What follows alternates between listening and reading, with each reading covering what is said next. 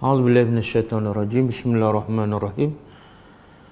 Alhamdulillahi rabbil alamin. Nahmaduhu wa nasta'inu wa nastaghfiruh wa na'udzu billahi min syururi anfusina wa min sayyiati a'malina. Man yahdihillahu fala mudilla lahu wa man yudlil fala hadiya lahu. Asyhadu an la ilaha illallah wahdahu la syarika lah wa asyhadu anna Muhammadan abduhu wa rasuluh. Subhanaka la ilma lana illa ma 'allamtana innaka antal alimul hakim. Allahumma 'allimna ma yanfa'una wanfa'na bima 'allamtana wa zidna ilma. Rabbi yassir wa la tu'assir, Rabbi tammim bil khair, amma ba'du.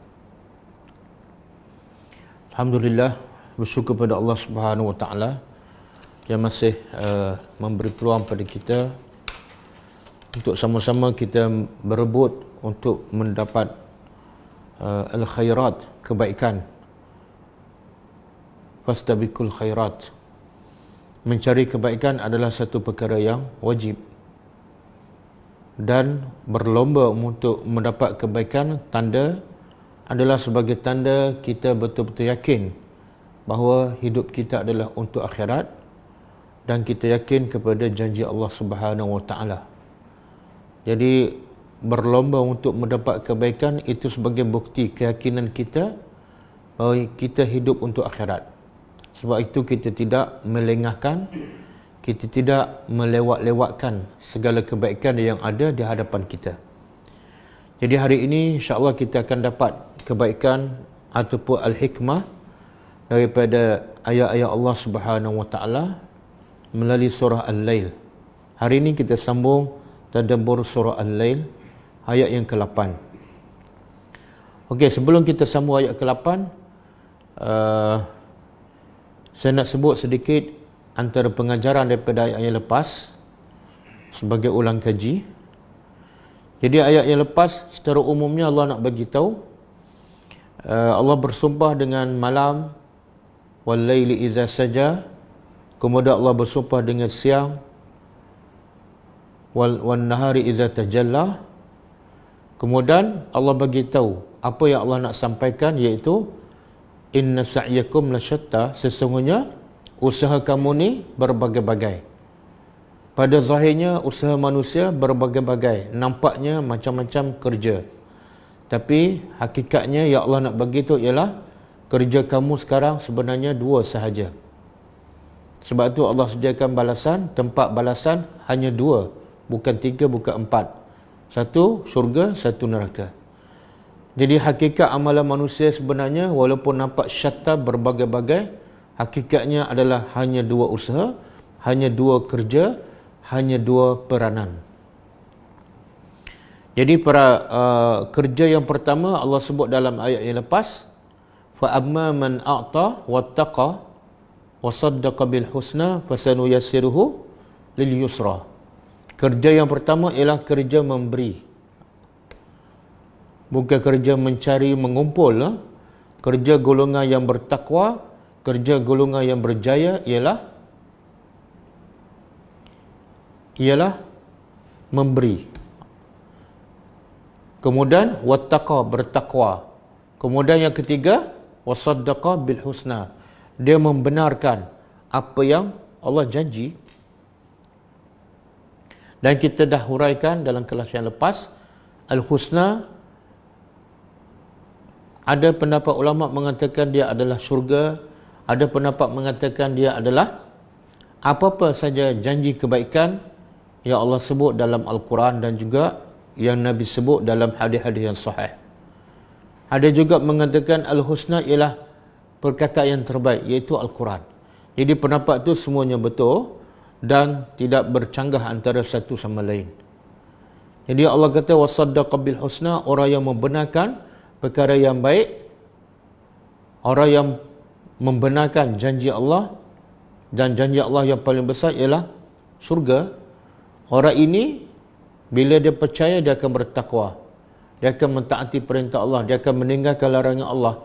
Dan bukti amalannya yang paling baik, yang paling menunjukkan dia bertakwa dan dia percaya kepada janji Allah ialah ini bukti yang paling jelas.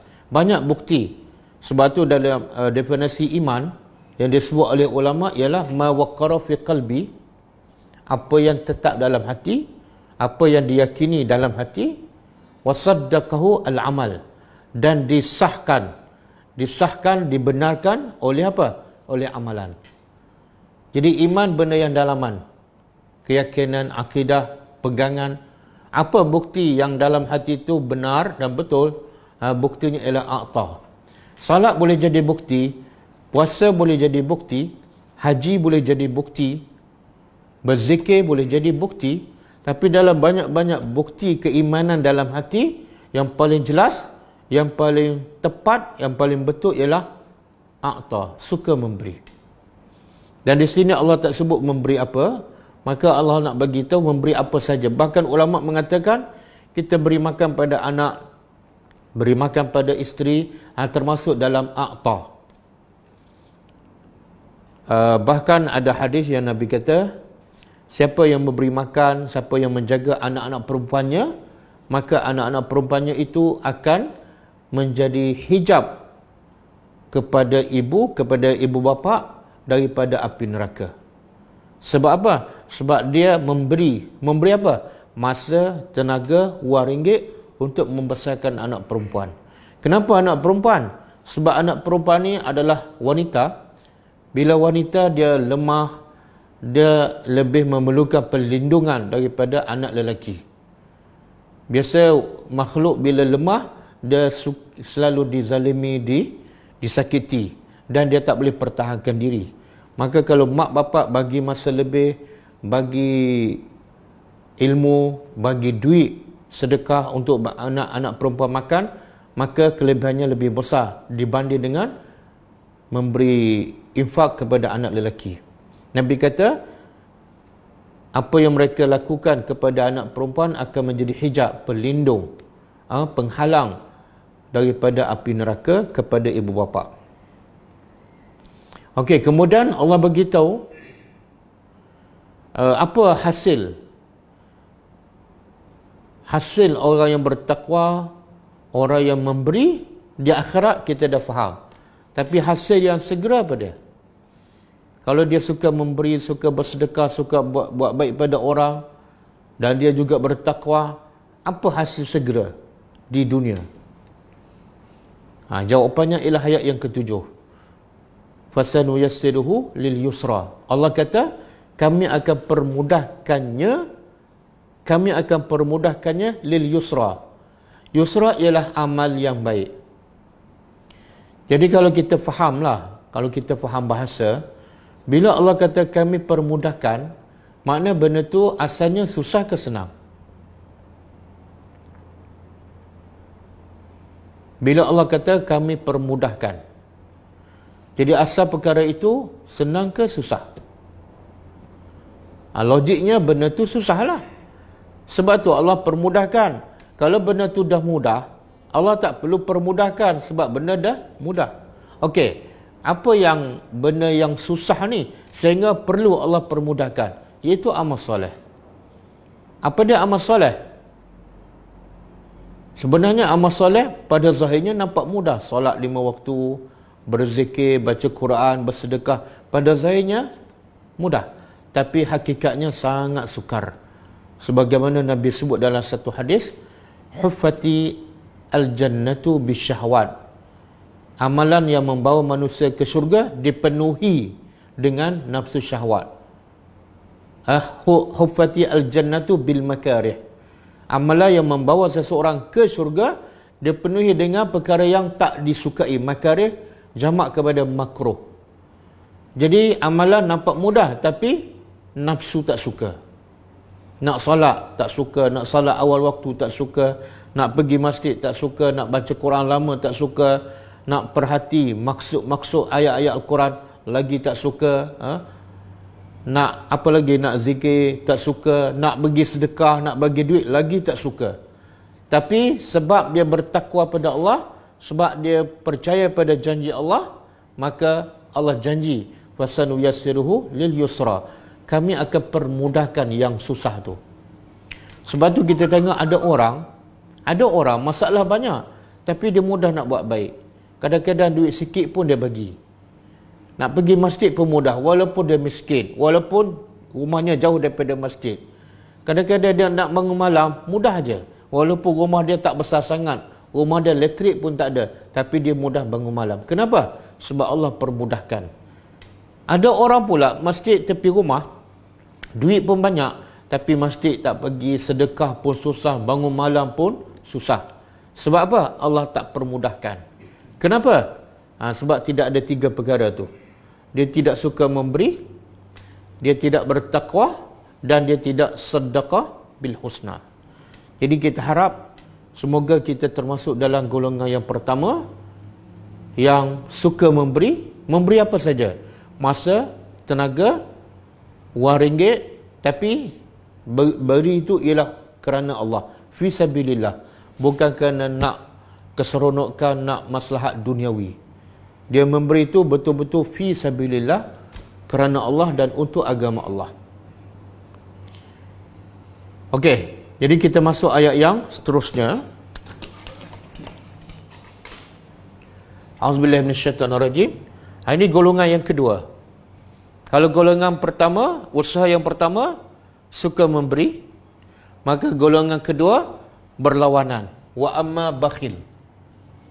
Dan adapun man, orang yang bakhil. Bakhil lah. Jadi Al-Quran ni dia senang nak faham. Antara sebabnya dia bagi perkataan yang berlawanan. Kalau sebelum tu a'ta. Kalau golongan yang berjaya suka memberi, maka lawan dia golongan yang gagal, golongan yang tidak berjaya, lawan memberi apa dia? Bakhil. Bakhil ialah menahan. Menahan untuk membuat kebaikan kepada orang. Menahan untuk memberi apa-apa yang baik, yang berfaedah kepada orang. Jadi Allah kata ada pun orang yang bakhil, yang kedekut, dan bila kedekut ada satu lagi sifat. Kedekut dia mesti seiring. Kalau a'ta seiring dengan ittaqa.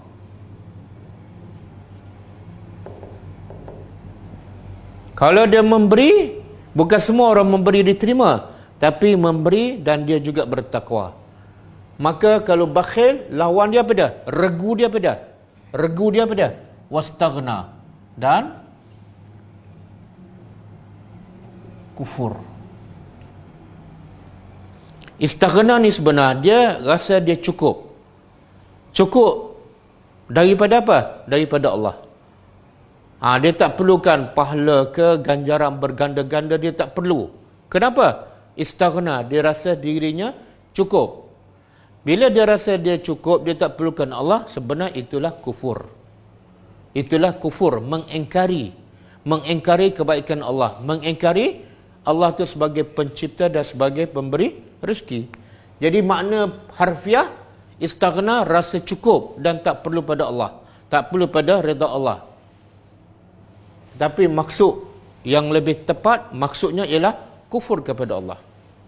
Baru sesuai kan? Kalau memberi lawan dia bakhil, kalau bertakwa lawan dia kufur. Kemudian Allah beritahu apa punca? Apa punca dia kedekut? Apa punca dia rasa cukup? Tak perlu pada Tuhan, tak perlu pada ganjaran pahala dan akhirat. Puncanya ialah wa kadzdzaba bil husna. Dan dia mendustakan bil husna dengan janji yang baik. Jadi yang kalau golongan pertama sedekah, kazzaba lawan dia sedekah. Sedekah bil husna. Jadi dua golongan. Golongan pertama a'ta, ittaqa, sedekah. Maka lawan dia ialah bakhila, istaghna, kazzaba. Apa kaitan bakhil dengan kufur? Bila dia bakhil, Bila dia bakhil, membawa kepada kufur, iaitu kufur nikmat. Dia tak rasa yang dia dapat harta banyak tu daripada Allah.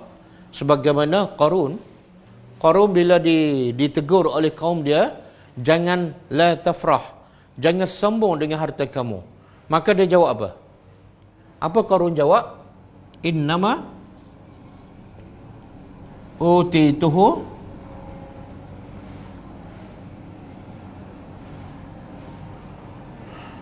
ala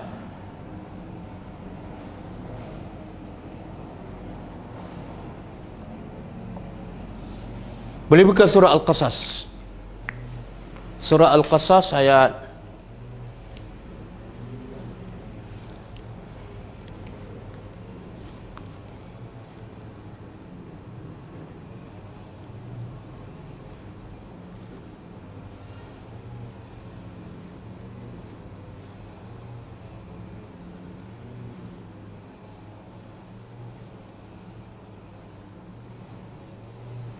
ayat 78. Ayat 78. Ini nak bagi tahu apa punca manusia kedekut. Apa punca manusia kedekut? Apa punca manusia sombong? Maka Allah sebut kisah Qarun. Daripada ayat 7, hujung ayat 77, apa kata kaum Qarun kepada Qarun yang berbangga dengan harta? Wala innallaha la yuhibbul mufsidin. Sesungguhnya Allah tidak suka kepada orang yang melakukan kerusakan. Maka apa jawab Qarun? Dia jawab, aku bukan melakukan kerusakan, aku tak sombong. Kenapa? Qala innama utituhu ala ilmin indi. Ini punca sombong. Dia kata sesungguhnya utituhu, aku diberi harta yang banyak ni ala ilmin, berdasarkan ataupun berpunca daripada ilmu yang aku ada. Makna apa tu? Dia tak rasa nikmat yang dia ada tu adalah punca daripada Allah, tapi kelebihan daripada dirinya sendiri. Tanyalah orang yang kedekut, kenapa kamu kedekut? Jawapannya mesti sama, iaitu ini usaha aku. Dia tak akan rasa usaha daripada Allah, nikmat daripada Allah. Allah yang bagi. Kalau dia rasa nikmat tu daripada Allah, dia akan mudah memberi. Sebab bukan hak dia. Jadi ini ayat Qarun. Ayat Qarun ni biasanya berlaku dalam masyarakat kita. Cuma ayatnya dalam bentuk lain. Dia tak kata ilmu saya. Mungkin dia kata ini sebab kepandaian saya. Ini sebab kecerdikan saya boleh kaya macam ni. Ini sebab usaha gigih saya. Sebab tu adalah ayat-ayat Qarun. Ayat-ayat Qarun yang menunjukkan orang tu adalah kufur kepada Allah Subhanahu Wa Taala. Jadi bila bakhil membawa kepada kufur nikmat. Dan puncanya apa? Wa kazzaba bil husna. Boleh jadi kazzaba bil husna punca. Sebab dia tak percaya pada hari akhirat, dia tak percaya pada janji Allah. Ataupun kita boleh ikut turutan, dia kedekut membawa kepada kufur. Kufur kepada Allah. Dan bila dia kufur, dia akan mendustakan hari akhirat. Kita nak ikut turutan pun boleh, nak terbalik pun boleh. Kalau terbalik macam ni, dia tidak percaya pada hari akhirat, membawa kepada dia kufur kepada Allah, istaghna, dia tak berhajat pada Allah. Bila tak berhajat pada Allah, dia akan jadi orang yang bakhil. Harta banyak mana pun dia tak akan bagi pada orang. Itu kalau diterbalikkan. Kalau ikut turutan tu, betul. Dia kedekut membawa kepada kufur dan membawa kepada dia mengingkari hari akhirat. Okey? Sebenarnya ada satu ayat yang Allah merawat penyakit. Allah merawat penyakit bakhil. Macam mana nak rawat penyakit bakhil ni? Salah satunya ayat surah Muhammad ayat 37. Surah Muhammad ayat 37. Cuba buka.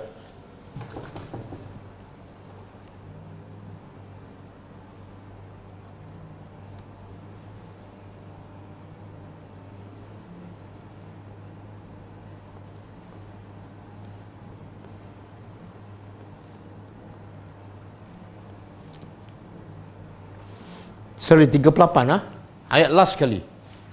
Ayat ni panjang tapi saya nak ambil sebahagian.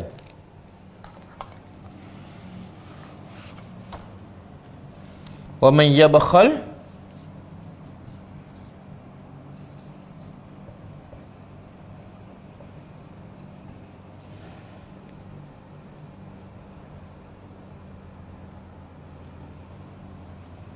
faminhum man yabkhal.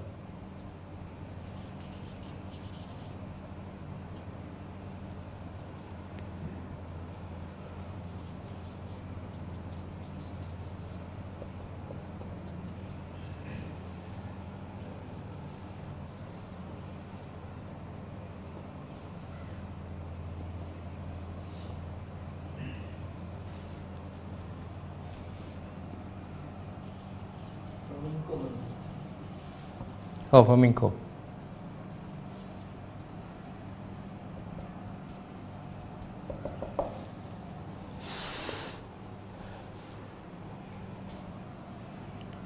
Wallahu al-ghaniyyu.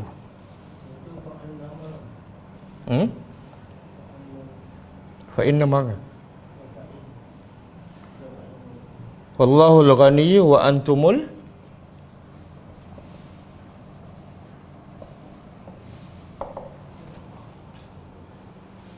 Okey. Cuba tengok apa yang Allah nak bagi tahu tentang orang bakhil. Dan Allah nak rawat penyakit orang bakhil. Sebelum ayat ni, ayat 38 surah Muhammad, sebelum ayat yang saya tulis, Allah kata apa? Inilah hak antum, inilah orang yang tud'auna bila dia ajak untuk berinfak fi sabilillah. Bila dia ajak untuk berinfak fi sabilillah, maka Allah kata apa? Faminkum, sebahagian daripada kamu ni, man yabkhal, orang yang bakhil. Kalau bakhilah fi'il madhi, kalau yabkhal fi'il mudhari'. Bila dia ajak untuk berinfak fi sabilillah, ada sebahagian kamu orang yang bakhil. Kemudian Allah bagi tahu, wa man yabkhal, siapa yang bakhil? Siapa yang bakhil? Fa innama, maka sesungguhnya hanyalah, tengok bahasa Al-Quran. Fa innama, sesungguhnya hanyalah, yabkhal, dia bakhil an nafsihi, dia bakhil kepada dirinya sendiri. Tengok bahasa Al-Quran. Saya bila baca ataupun dengar yang ni rasa, ya Allah, bodohnya orang bakhil, bodohnya orang yang kedekut. Kenapa? Sebab Allah kata siapa yang kedekut, sebenarnya dia kedekut untuk memberi kepada dirinya sendiri. Tengok bahasa Al-Quran. Tanyalah orang yang kedekut, sebab apa kedekut? Sebab dia kata saya kedekut, tak nak bagi pada orang tu. Itu cara dia berfikirlah. Dia tak nak bagi pada orang sebab dia rasa orang tu tak patut dapat. Tapi Allah nak betulkan cara berfikir orang yang kedekut. Sebenarnya bila kamu kedekut nak bagi pada orang, sebenarnya kamu kedekut nak bagi pada diri kamu sendiri.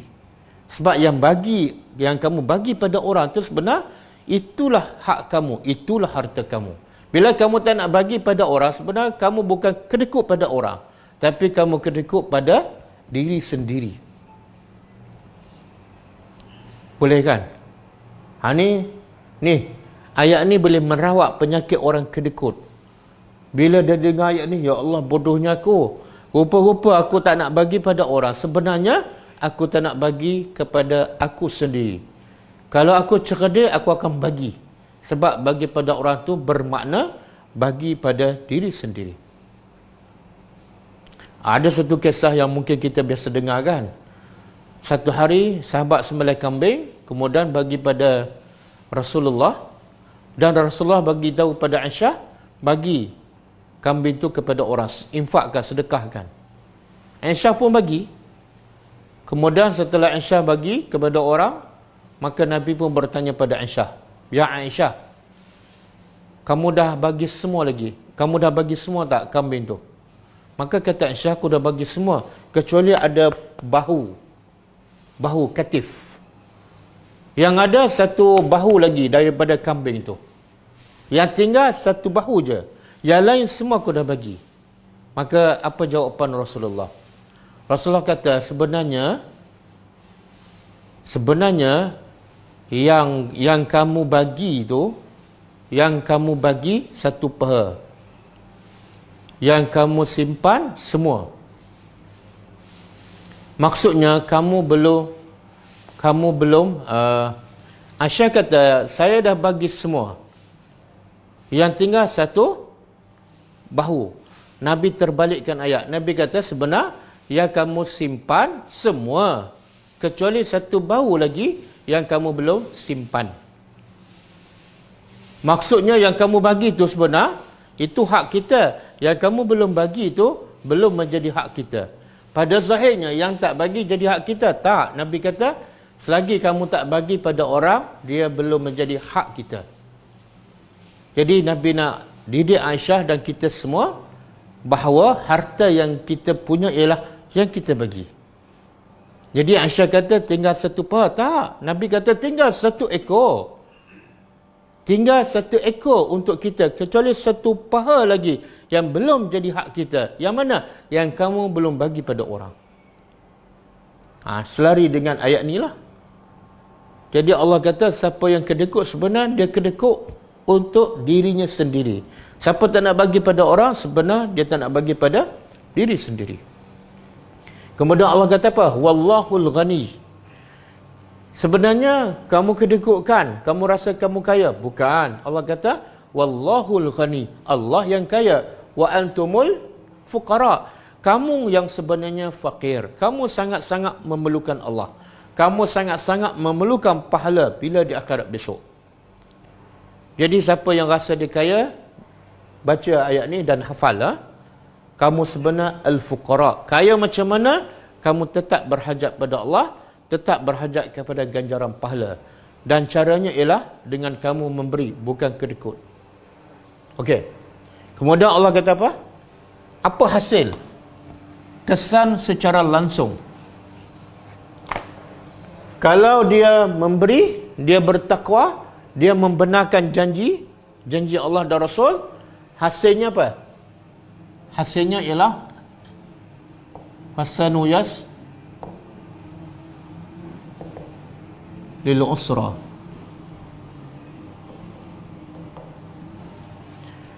Orang yang suka memberi, bertakwa dan membenarkan janji Allah, hasil segera amalan salihnya menjadi mudah. Lagi dia memberi, lagi dia mudah untuk memberi lagi banyak. Macam Aisyah, bila orang diberi harta macam bonus ke ataupun sagu hati kepada Aisyah, dia bagi semua sekali. Sehingga pembantunya bertanya, ya Aisyah, kenapa kamu bagi semua? Kita berpuasa, kita nak berbuka pun tak ada makanan, kenapa bagi semua? Tinggallah sedikit. Aisyah jawab, kenapa kamu tak ingatkan aku daripada awal? Aku terlupa. Sebab apa? Sebab dalam kepala Aisyah, dia nakkan semua harta dia jadi hak dia. Maka dia tak fikir dia nak makan apa. Maka dia pun bagi semua sekali, supaya semua harta yang dia ada menjadi hak dia di akhirat besok. Caranya memberi semua. Jadi bila orang suka memberi, bertakwa, hasil segera amalan solehnya semakin menjadi mudah. Okey, sebaliknya orang yang kedekut, rasa diri dia cukup, dia kufur kepada Allah, dia mendustakan janji-janji Allah, hasil segera apa dia? Fasanu yassiruhu, lalu kami permudahkan lil usra, untuk kalau sini usra, yusra. Kalau yusra amal baik, kalau usra amal yang tidak baik, untuk kejahatan. Jadi Allah sifatkan kejahatan ataupun maksiat ni satu benda yang usra, satu benda yang susah. Memang sebenarnya nak buat jahat ni lebih susah daripada nak buat kebaikan. Walaupun kejahatan nafsu suka, kejahatan nafsu suka, tapi nak buat jahat susah. Saya bagi contoh kan, kalau kita nak mengumpat, bukan senang. Kena cari modal, nak cakap pasal apa, kena cari kawan, kena cari member. Kalau member tak ada, kena call. Jadi susah. Tapi nak buat kebaikan, seorang-seorang boleh. Subhanallah, Subhanallah, Alhamdulillah, Wallahu Akbar, boleh. Kita nak sedekah, transfer je, boleh seorang-seorang. Tapi akhirnya jadi terbalik. Orang yang nak buat jahat, yang asalnya kejahatan tu susah, akhirnya jadi mudah. Kenapa? Allah permudahkan untuk dia buat benda yang jahat. Kenapa Allah permudahkan? Sebab puncanya daripada dirinya sendiri. Bila dia kedekut, dia rasa dia cukup, dia tak mengingkari, dia mengingkari janji-janji Allah, maka Allah jadikan dia mudah nak buat maksiat. Nak tinggal solat jadi mudah je. Bila tinggal pun tak rasa apa-apa. Nak apa lagi? Nak mengumpat, nak rasuah, nak bercakap bohong, mudah je. Setiap hari dia bercakap bohong. Orang lain nak cakap bohong ni fikir 20 kali. Dia spontan dia cakap bohong. Orang lain nak mengumpat, fikir 10 kali. Dia nak mengumpat ni senang-senang je. Jumpa orang je mengumpat. Jumpa orang je mengumpat. Sebab apa? Allah permudahkan. Bukan Allah zalim pada dia, tak. Punca Allah permudahkan bermula daripada sini. Kedekut. Kemudian kufur. Kemudian kazzaba. Okey? Jadi sifat dia macam ni. Dua golongan lah. Dua golongan.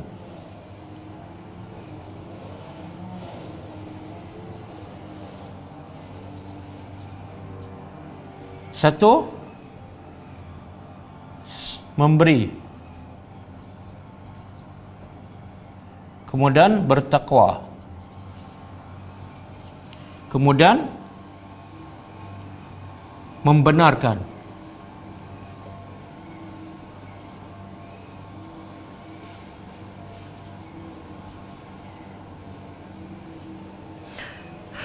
Janji Allah.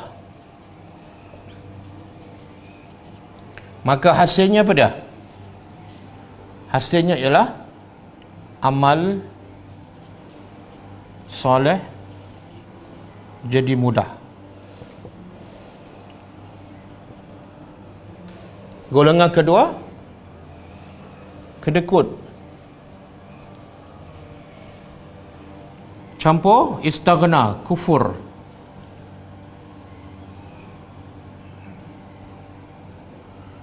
Campur mendustakan.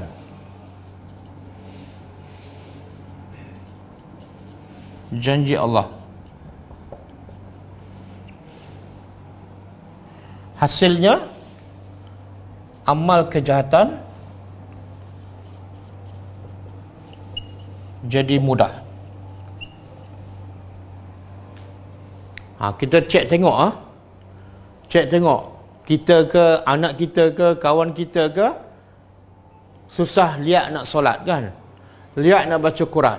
Prosesnya mesti bermula daripada sini. Anak kita kedekut. Kedekut apa? Kedekut nak buat baik, kedekut nak bersedekah, kedekut nak bantu mak bapak. Maka semua amal solehnya menjadi sukar. Ini adalah kaedah secara umum. Bila tengok mudah nak buat kebaikan, tengok mesti orang tu suka memberi, bertakwa dan yakin pada janji Allah. Maka semua amal solehnya menjadi mudah. Okey, kemudian Allah beritahu wama yughni, dan wama yughni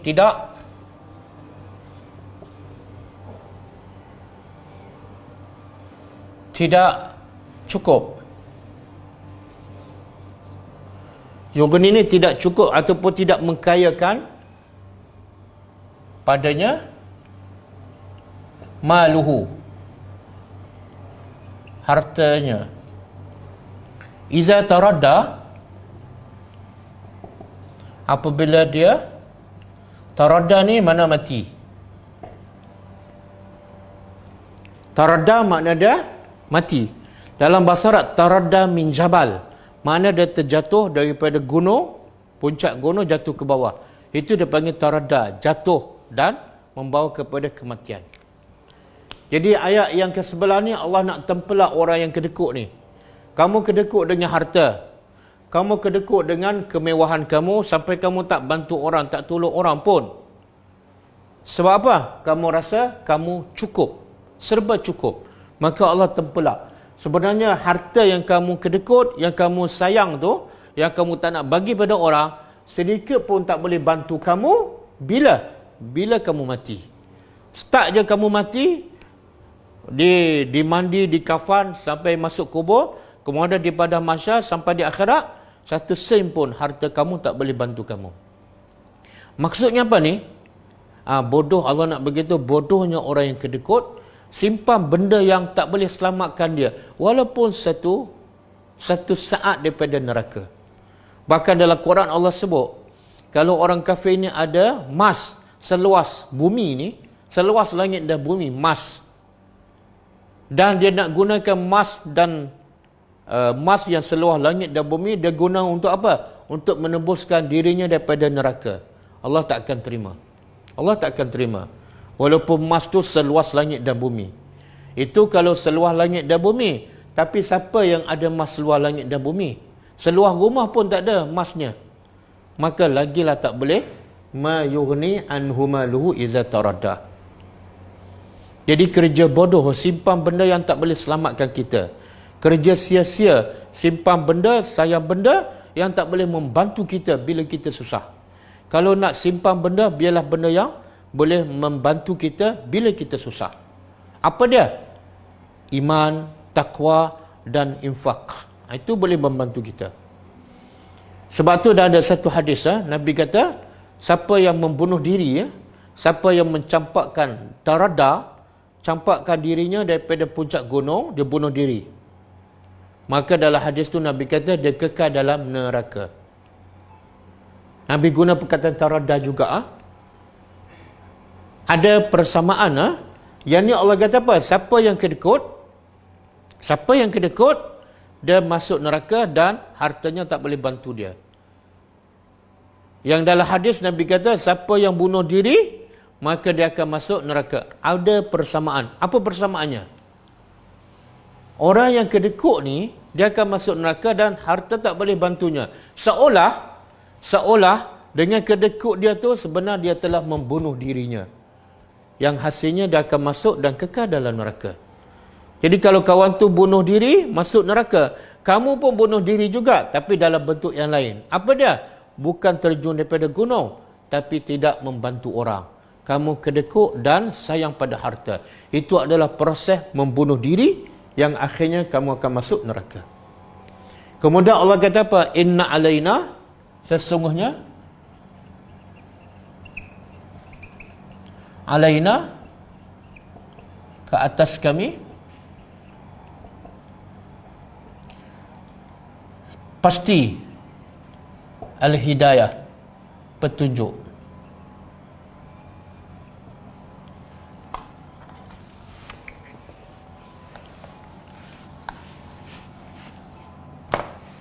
Apa maksud?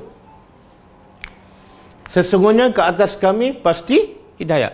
Setelah Allah sebut dua golongan ni, satu yang bertakwa, yang suka memberi, satu lagi yang kedekut, yang kufur kepada Allah, maka Allah beritahu apa punca orang tu? Menjadi orang yang berjaya, suka memberi, bertakwa. Dan apa punca pula yang kedekut dan kufur kepada Allah? Puncanya ialah hidayat. Jadi siapa yang cari hidayat, dia akan jadi orang yang suka memberi, orang yang bertakwa, dan orang yang dipermudahkan amalannya di dunia dan akan masuk syurga dengan mudah. Bila tu? Bila dia ada hidayat. Sebaliknya, orang yang tak dapat hidayat, yang tak nak hidayat, yang tak cari hidayat, maka dia akan jadi orang yang kedekut, orang yang sombong, orang yang kufur, dan akhirnya dia akan masuk neraka. Jadi Allah kata, kalau kamu nak jadi orang yang berjaya, yang suka memberi, carilah hidayat. Dan Allah beritahu alaina. Alaina tu dalam bahasa Arab maksudnya ialah wajib ke atas kami memberi hidayat. Kena faham, kadang-kadang dalam huruf bahasa Arab pun memberi maksud yang tersirat. Bukan makna bagi kami. Kalau bagi kami macam ni. Inna lana al-huda, lal-huda. Anilah menunjukkan milik kami. Sesungguhnya milik kami petunjuk. Allah tak guna lam, tapi Allah guna inna alaina. Apa makna alaina? Sesungguhnya wajib ke atas kami. Siapa yang wajibkan Allah? Allah sendiri mewajibkan dirinya.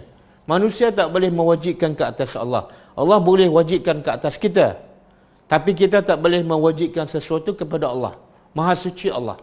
Tapi Allah nak begitu benda tu mesti, seolah Allah kata untuk memberi hidayah itu adalah satu perkara yang wajib bagi aku. Maksudnya apa? Kalau kamu minta hidayah je, wajib aku bagi. Kalau aku tak bagi, aku bukan Tuhan. Aku mungkin janji. Jadi oleh itu, kita minta tak setiap hari hidayah? Kita minta apa? Ihdina siratal mustaqim. Tengok, Allah yang suruh kita minta hidayah. Dan Allah juga wajibkan kita supaya minta hidayah berapa kali sehari? 17 kali sehari. Sekiranya kita salat fardu sahaja. Jadi kalau Allah wajibkan kita supaya minta hidayah padanya, kemudian yang kedua pula, Allah pula mewajibkan hidayah ke atasnya. Wajib aku bagi hidayah kepada siapa? Orang yang meminta. Maka siapa yang tak dapat hidayah itu bukan salah Allah, bukan salah Tuhan. Sebab Allah dah beritahu minta. Yang kedua, bila minta aku wajib bagi. Makna kalau kamu tak dapat, kamu tak minta. Ataupun kamu hanya minta secara lisan sahaja, kamu tak usah mencarinya. Berapa ramai yang baca ihdinas siratal mustaqim, tapi lepas tu dia tak cari hidayah. Hidayah adalah dalam Al-Quran. Zalikal kitabu hudan linnas. Jadi kalau nak cari hidayah, Al-Quran. Ada dalam Al-Quran, hudan linnas. Berapa ramai yang minta hidayah setiap hari, 17 kali sehari. Solat sunat lagi, kadang-kadang sampai berpuluh kali setiap hari. Ya Allah bagilah hidayah. Tapi dia tak cari pun Al-Quran. Dia tak tadabbur pun Al-Quran. Sebab itulah berapa ramai yang solat 20 tahun masih buka aurat. Sebab dia minta tapi tak cari. Berapa ramai yang minta hidayah dalam solat tapi masih bercakap bohong. Masih rasuah, masih panas barang, masih susah nak maafkan orang. Kenapa? Dia minta tapi tak cari. Berbeza dengan ramai yang minta rezeki, tak sampai 17 kali sehari. Kadang-kadang 3 kali sehari, tapi dia dapat rezeki. Kenapa? Dia minta rezeki dia cari. Dia minta rezeki dia cari. Tapi hidayah ni berpuluh kali minta, berpuluh tahun tapi tak cari. Sampai ke mati, dia minta hidayah, dia solat tapi Allah tak bagi hidayah. Kalau dia minta dan dia cari, wajib Allah bagi. Inna alaina lal huda. Kemudian Allah kata, wa inna lana. Wa inna, dan sesungguhnya, lana, milik kami.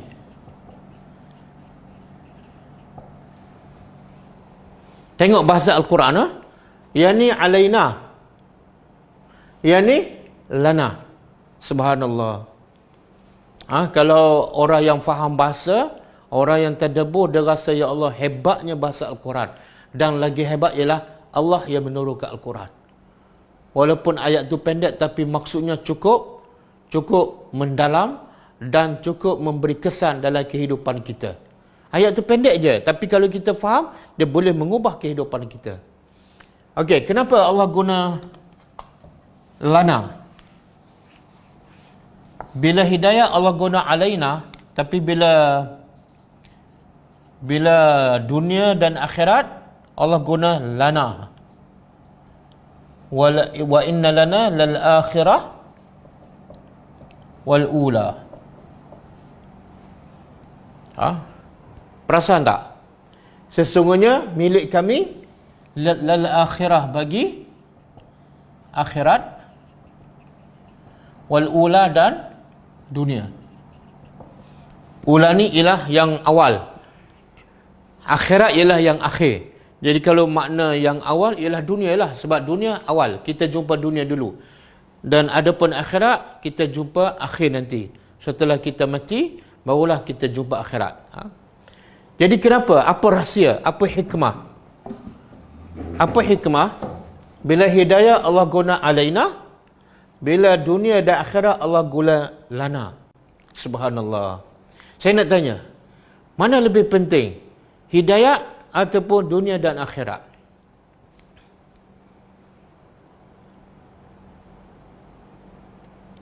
Mana lebih penting? Hidayat ataupun dunia dan akhirat? Jawapannya ialah hidayat.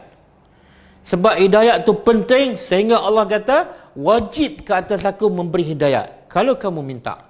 Kenapa aku wajibkan hidayat ke atas aku? Kenapa aku wajibkan untuk memberi hidayat pada kamu? Sebab hidayat adalah asas kepada kejayaan manusia. Kalau kamu nak berjaya kat dunia, dapat hidayat. Nak berjaya di akhirat, lagi perlukan hidayat. Maka sebab itulah aku mewajibkan untuk memberi hidayat pada kamu. Adapun dunia dan akhirat tak sepenting hidayat, maka Allah tak wajibkan untuk memberi dunia dan akhirat pada manusia. Allah kata milik kami. Lana makna milik kami. Kalau Allah bagi tahu dunia milik Allah, akhirat milik Allah, maksud tersiratnya apa?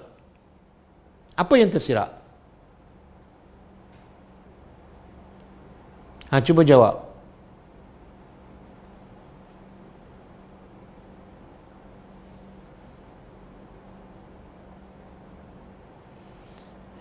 Kenapa? Apa maksud yang tersirat? Allah mengatakan dunia dan akhirat milik kami, bukan wajib kami bagi.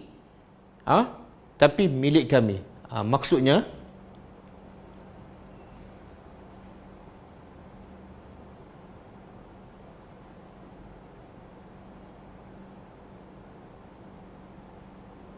tak ada jawapan ke?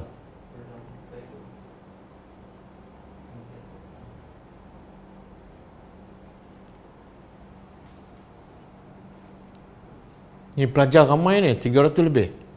Sama ada lambat sampai ataupun tak ada jawapan. Allah yang berhak. Kita dapat, kita pinjam. Asas kepada kejayaan manusia adalah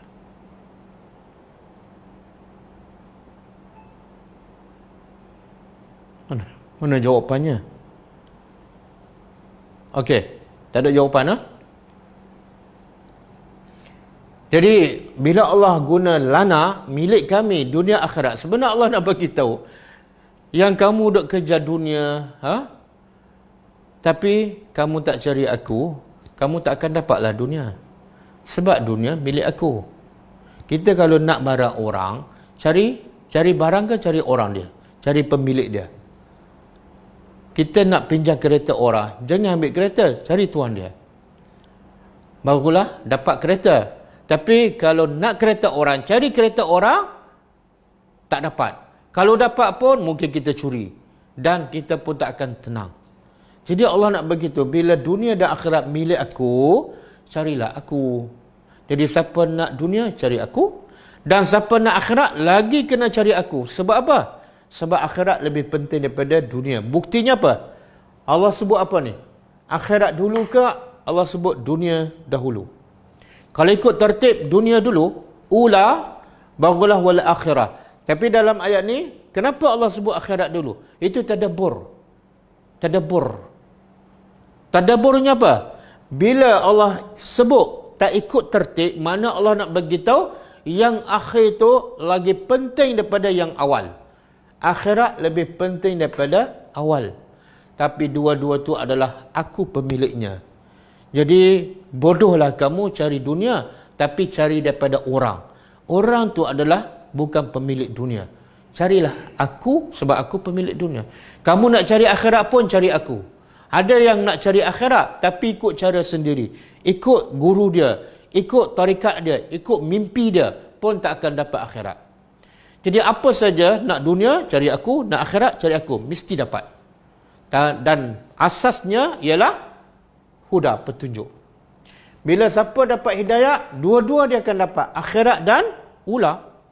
Buktinya Nabi kita SAW, bila Nabi cari petunjuk Allah, Allah bagi akhirat. Nabi adalah tempat yang paling tinggi, tempat yang maqamam mahmuda. Bila Nabi cari hidayah, akhirat Allah bagi pada Nabi tempat yang tertinggi, dan kat dunia pun Allah bagi kedudukan Nabi paling tinggi. Nabi yang terakhir, penutup kepada segala para Nabi, Nabi yang paling ramai umat, Nabi yang disayangi oleh semua umatnya, dan Nabi juga disegani oleh musuh. Mana Nabi juga menjadi ketua kepada negara di tanah Arab. Jadi bila dapat hidayah, dapat kedua-dua sekali, akhirat dan dunia. Jadi berapa ramai yang bodoh cari akhirat tapi ikut cara sendiri, cari dunia tapi melalui manusia. Akhirnya dia tak pernah puas, jiwanya tak akan tenang, hatinya tak akan tenteram, sebab dia salah cara, salah kaedah. Okey, kemudian berapa jam? Fa'anzartukum, maka aku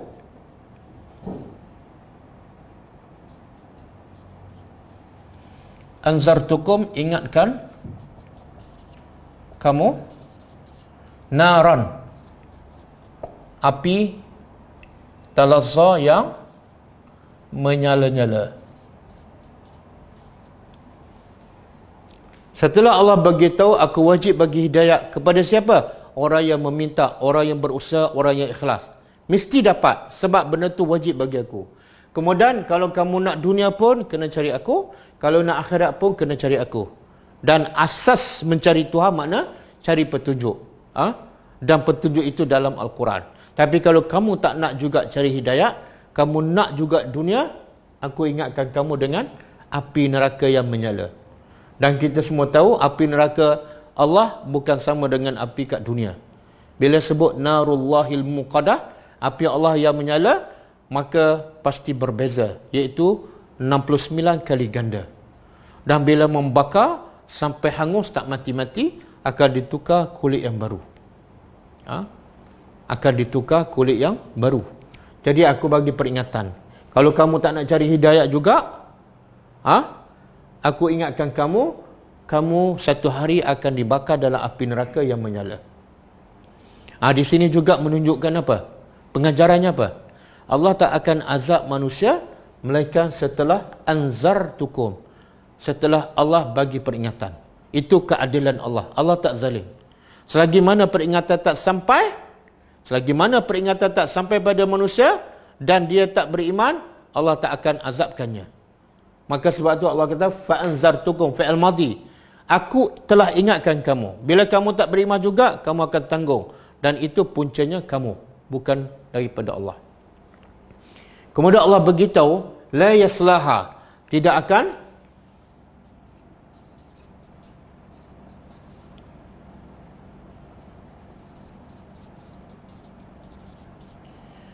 tidak akan masuk neraka. Siapa yang akan masuk naran talazza? Siapa dia? Allah beritahu supaya kita berhati-hati dan kita elakkan.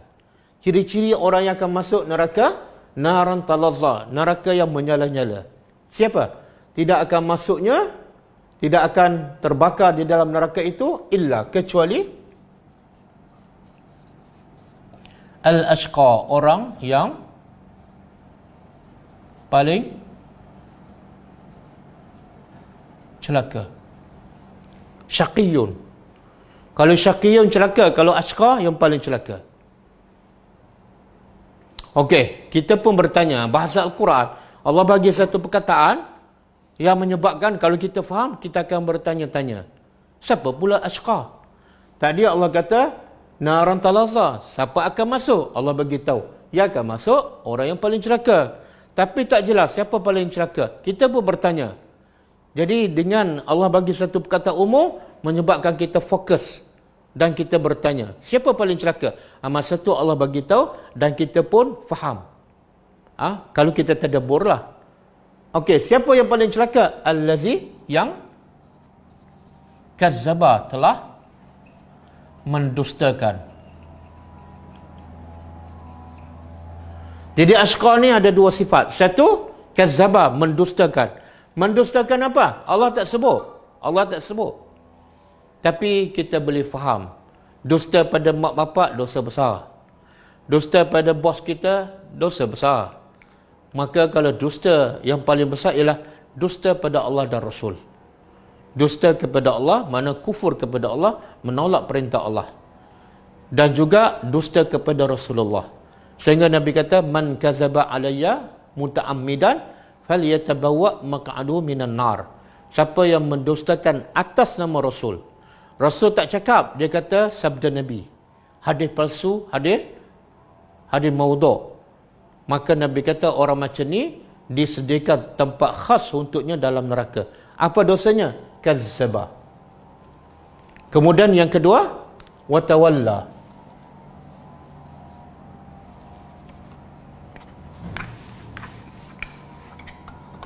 Watawalla dan berpaling. Apa beza kazzaba dengan tawalla? Apa beza? Kazzaba dengan tawalla. Kazzaba, dusta kebenaran.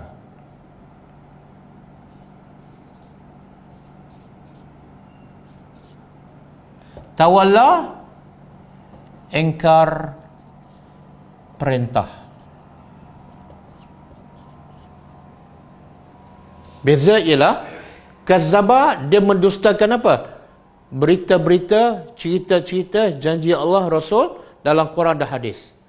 Ada hari kiamat, dia kata bohong, tak ada pun. Siapa yang tak solat akan disumbat dalam neraka, tak ada, mengaruk je. Itu dia panggil dusta.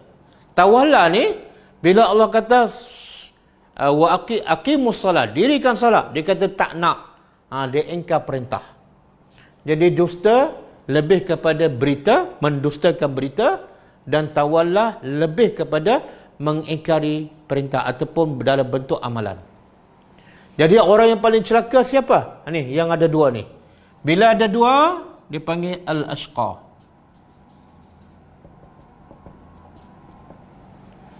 Sebab tu ahli tafsir mengatakan kalau ada kazzabah saja, dia boleh jadi ashqa. Kalau ada kazzabah saja, dia masih ada peluang. Dia masih ada peluang untuk menjadi orang yang terbaik, orang yang bertakwa. Tapi kalau dua-dua ada, berita pun dia mendustakan, perintah Allah pun dia tak taat, ni harapannya sangat gelap. Masa depannya gelap. Sebab dua sifat ni dah ada sifat al-ashqa, orang paling celaka. Okey.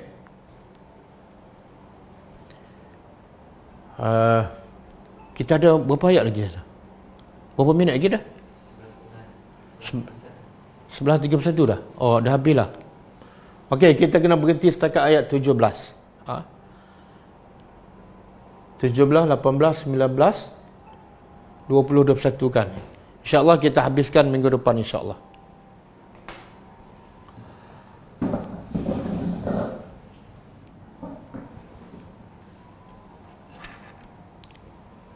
Okey, ada soalan?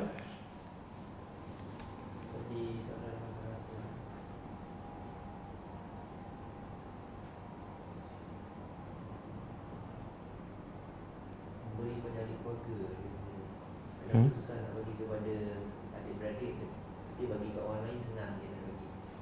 Oh. Sedangkan kerabat tu lagi utamanya.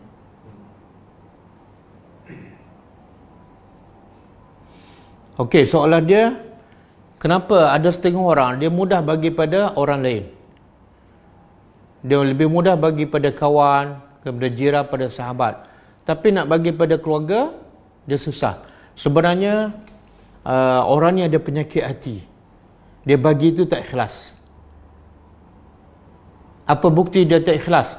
Iaitu dia bagi tak ikut kehendak Allah. Kalau ikut kehendak Allah, infak yang paling utama, yang pertama pada ahli keluarga. Zawil qurba, pada kaum kerabat. Yang paling utama, isteri dan anak-anak. Jadi kalau dia betul ikhlas bagi kerana Allah, dia akan ikut tertib yang Allah sebut dalam Quran. Siapa? Kepada ahli keluarga dia. Lepas tu barulah anak yatim, orang miskin, orang yang lagi jauh.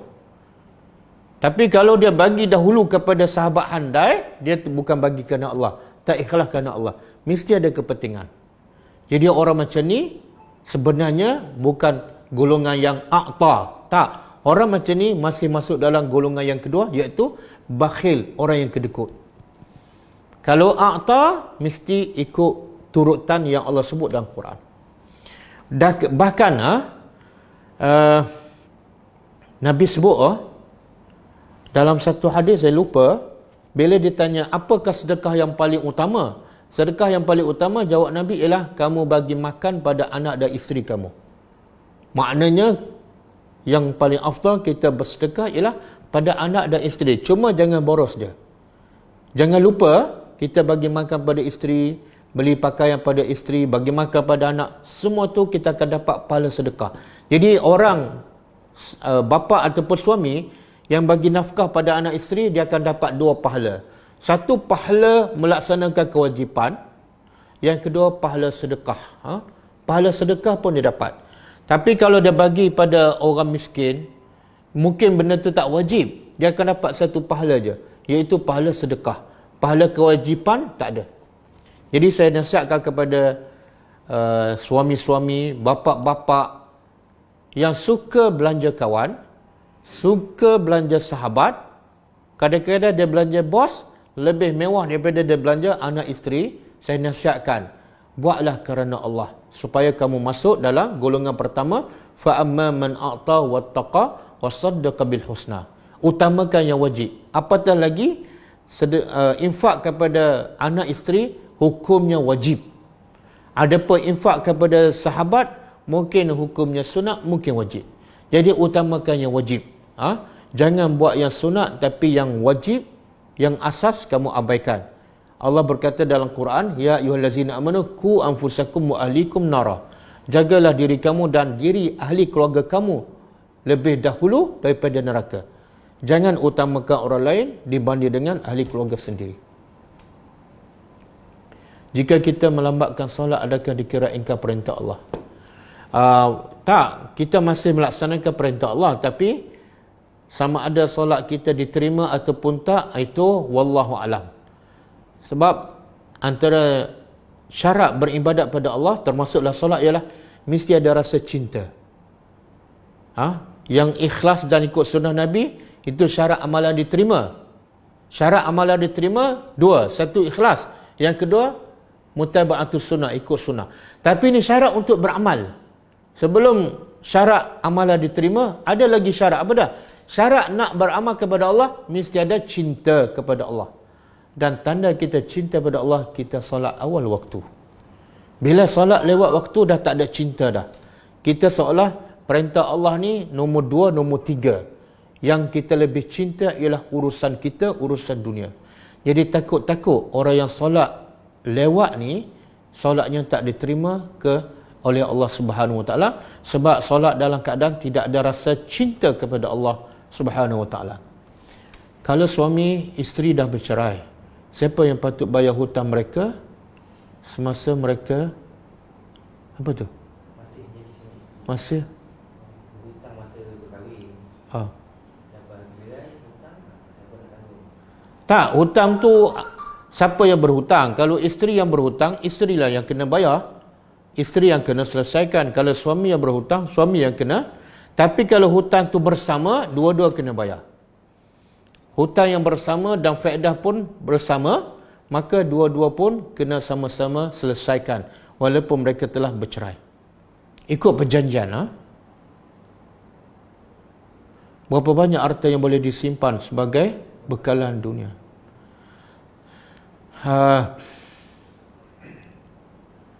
Ada seorang sahabat, bila dia sakit di Madinah dan dia rasa macam dia nak mati, maka Rasulullah pergi ziarah dia. Dia sakit di Mekah. Sahabat ni tinggal di Madinah, tapi dia pergi Mekah, saya lupa buat haji ataupun umrah. Bila Nabi tahu, Nabi ziarah. Kemudian sahabat ni berkata, ya Rasulullah, boleh tak aku bagi semua hartaku, sebab aku rasa macam dah nak mati. Dan Nabi kata tak boleh. Sahabat ni kata, boleh tak aku bagi 2/3 hartaku? Nabi kata tak boleh. Boleh tak aku bagi separuh? Nabi kata tak boleh. Boleh tak aku sedekah 1/3? Nabi kata boleh, tapi 1/3 pun banyak. Maksudnya apa? Dalam situasi lelaki ni, sahabat ni ada anak seorang perempuan. Jadi sebab itu Nabi kata tak boleh bagi semua, sebab anak kamu masih ada dan masih memerlukan duit untuk meneruskan kehidupannya. Jadi dalam konteks, kalau kita dah sakit, nazak nak mati, anak masih kecil, tak boleh bagi semua, separuh pun tak boleh, 2/3 pun tak boleh. Kalau kita nak sedekah, hanya 1/3. Mana simpan berapa banyak? 2/3. Tapi dalam konteks keadaan kita harta banyak, sakit pun tak, anak pun dah besar, dan anak tak bergantung lagi pada kita, maka terserah kepada kemampuan dan setakat mana tawakal kita pada Allah. Ulama mengatakan macam Abu Bakar, dia bagi semua, tak salah. Dia bagi semua makna tak ada simpanan lah.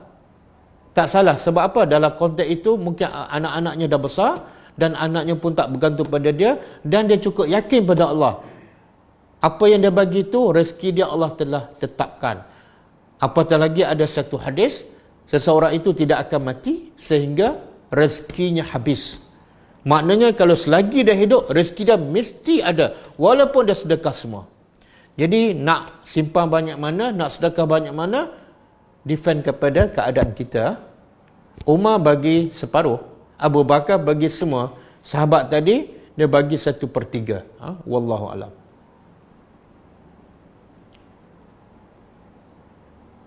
Bagaimana nak dapat minta hidayah untuk saudara kita yang solat, yang tidak solat?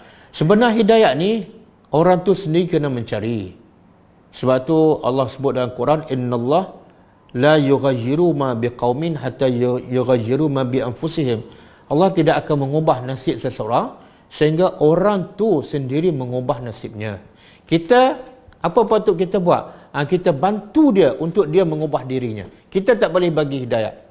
Apa cara yang kita boleh bantu? Hidayah dengan ilmu, kita dah sebut tadi. Nak hidayah kena cari dalam Al-Quran.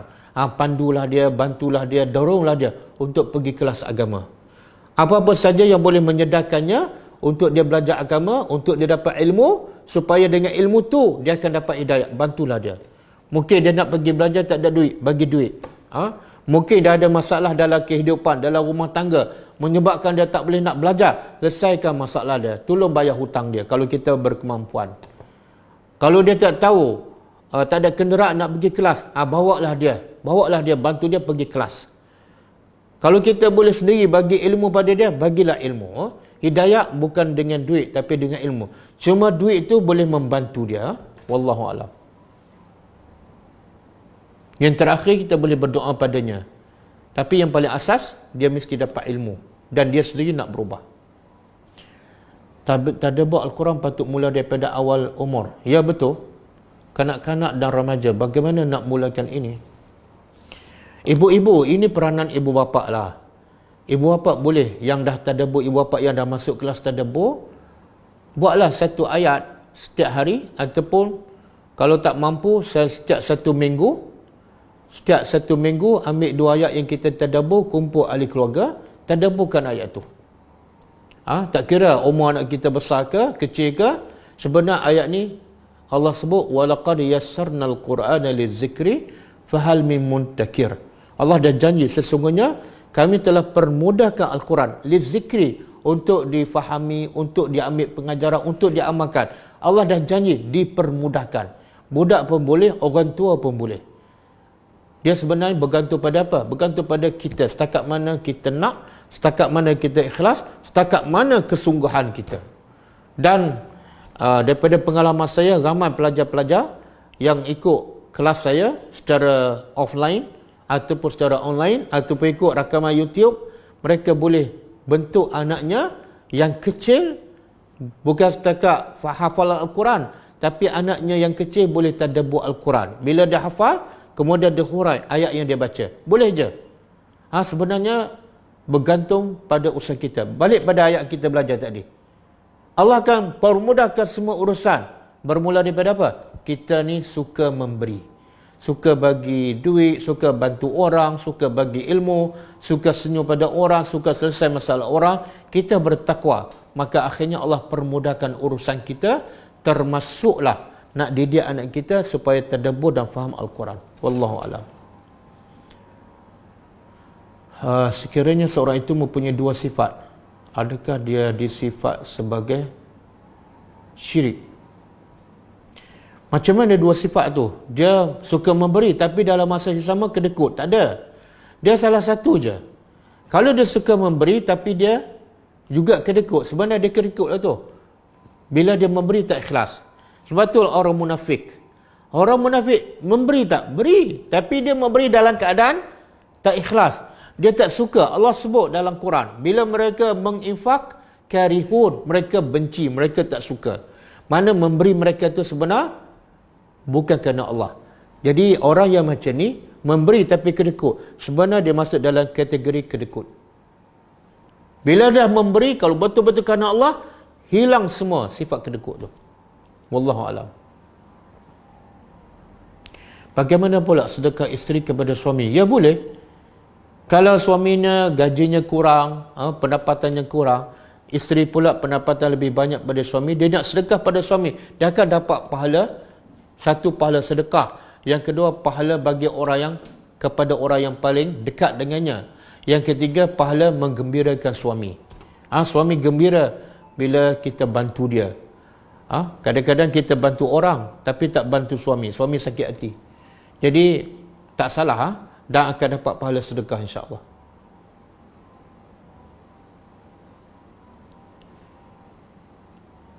Mana ni? Infak utamakan yang wajib tapi jangan sampai berlebihan. Bagaimana pula solat lewat sebab nak ajar anak solat bersama? Tak. Kita nak ajar, kita nak buat yang terbaik, iaitu solat awal waktu. Maka kita pun kena didik anak kita supaya buat yang terbaik, iaitu ajar dia, didik dia solat awal waktu. Rancang betul-betul masa, sebelum masuk waktu bagi mereka siap awal-awal. Jangan ikut kehendak dia sampai kita yang sepatut solat awal pun jadi lewat. Sebab apa? Ikut kehendak anak. Jadi atur betul-betul, didik betul-betul, bagi faham betul-betul apa kepentingan solat awal waktu, supaya akhirnya kita berjaya mendidik anak bukan setakat solat, tapi mendidik dia supaya utamakan solat di awal waktu. Dan saya ingatkan sekali lagi, bila Allah suruh kita perintah anak-anak kita solat, Allah juga perintah supaya sabar. Ramai yang suruh anak solat tapi tak sabar. Makna dia sendiri, mak bapak tu pun tak ikut perintah Allah. Allah perintah dua. Satu, suruh anak solat. Yang kedua, selepas suruh anak solat, terus Allah kata wastabir. Jadi perintah kedua Allah kepada mak bapak lepas suruh anak solat ialah perintah supaya sabar. Jadi proses nak didik anak supaya solat, apatah lagi solat awal waktu, solat berjemaah, satu proses yang sangat sukar, yang memerlukan kesabaran yang tinggi dan luar biasa. Mohon tips untuk dapat hidayah dan rahmat Allah dengan mudah. Tadabbur Al-Quran. Berapa ramai yang tadabbur Al-Quran dapat hidayah, berubah kehidupannya, berubah keluarganya, berubah gaya hidupnya, berubah pakaiannya, hanya kerana dapat hidayah daripada Al-Quran. Tidak ada tips yang kedua, yang ketiga. Tadabburlah Al-Quran. Kalau betul kamu nak hidayah, hidayah ada dalam Al-Quran. Zalikal kitab la raiba fihi hudan linnas. Tapi akhirnya yang betul-betul dapat hidayah daripada Al-Quran siapa? Bukan semua manusia, tapi hudan lil muttaqin. Hudan, zalikal kitab la raiba fihi hudan lil muttaqin. Akhirnya yang betul-betul dapat faedah hidayah daripada Al-Quran, orang yang betul-betul ikhlas, yang betul-betul bertakwa kepada Allah. Jika ahli keluarga kita ada yang miskin tapi bersifat boros dan angkuh bila dibantu, adakah kita dikira kedekut? Tak. Bila ada keluarga kita miskin, tapi bila kita bantu dia boros, kita pun kurangkan bantuan. Itu bukan orang yang kedekut. Tak, itu orang yang cerdik. Sebab apa? Sebab kalau dia bagi, menyebabkan orang tu buat salah, menyebabkan orang tu buat dosa, iaitu dosa boros. Jadi sebab itulah orang macam ni, dia bukan perlukan duit banyak, tapi dia perlukan ilmu, dia perlukan panduan. Jadi kurangkan duit, bantuan duit, tapi lebihkan bantuan ilmu, supaya dengan ilmu mereka berubah sikap boros tu. Apakah hukumnya menantu yang tidak merahmati ibu kepada tak hormat mak mertua lah ni, ibu kepada suami, dan suaminya hanya bersabar dan tidak membela ibunya?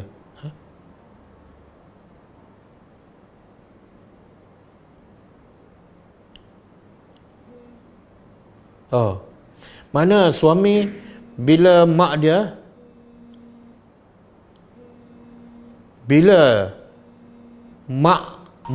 tidak dihormati oleh isterinya, kemudian suami pula diam, ini menunjukkan suami yang dayus.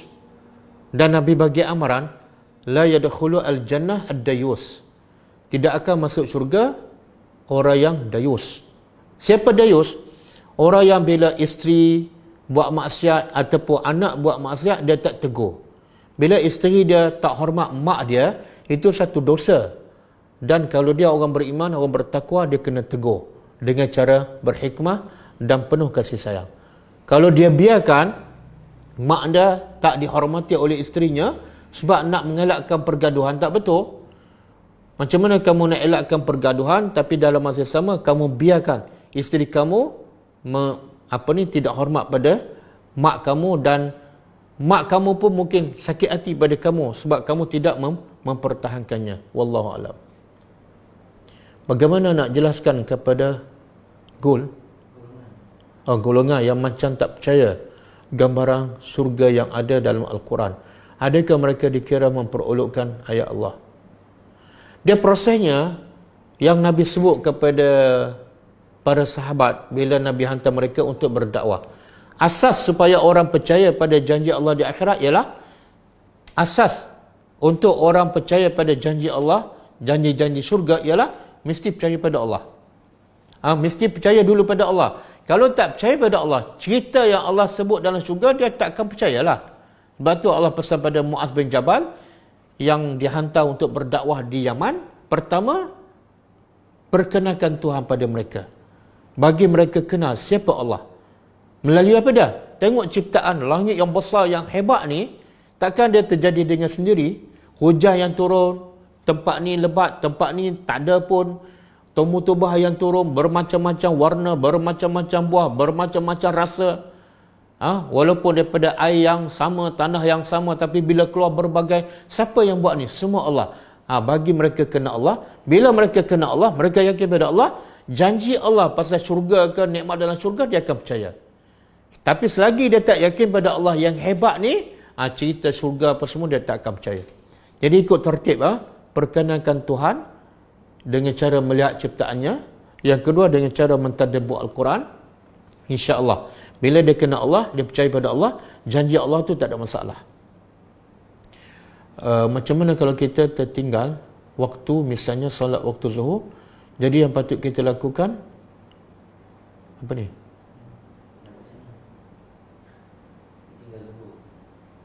Tertinggal zuhur. Solat je lah. Kalau kita tertinggal, maksudnya terlupalah. Nabi kata, bila seseorang kamu terlupa untuk solat ataupun tertidur subuh sampai bangun pukul 8, maka Nabi bagi kaedah, falyusalliha iza istaiqaza. Kalau tertidur, bila bangun je daripada tidur, hendaklah dia solat. Katalah dia terlepas solat subuh sebab tidur, bangun-bangun pukul 8, Nabi kata ambil wuduk solat. Itu cara dia. Ataupun kamu terlupa, maka Nabi kata falyusalliha iza zakaraha. Hendaklah dia solat terus sebaik saja dia ingat. Kalau dia terlupa solat zuhur sampai pukul 5 sampai masuk asar, maka dia ambil wuduk solat zuhur, kemudian baru dia solat asar. Jadi terlupa tak ada masalah. Allah angkat. Allah tidak catat sebagai dosa kalau kita terlupa, ataupun kita gila ke, ataupun kita pensan ke, ataupun kita dipaksa, itu tak ada dosa. Yang berdosa ialah bila sengaja melewatkan salat sampai habis waktu. Jangan. Ayat mana yang boleh tadabbur tentang wajib tutup aurat? Okey, wajib tutup aurat ni surah An-Nur. Ada dalam surah An-Nur. Surah Al-Ahzab ada. Surah Al-Ahzab ayat 59. Surah Al-Ahzab ayat 59. Berkenaan dengan wajib tutup aurat.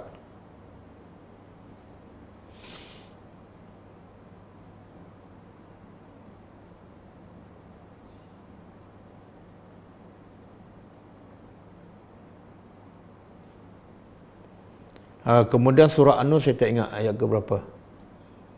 Ada satu lagi dalam surah An-Nur. Okey. Lain-lain? Bagaimana duit rumah sewa yang difaraikan?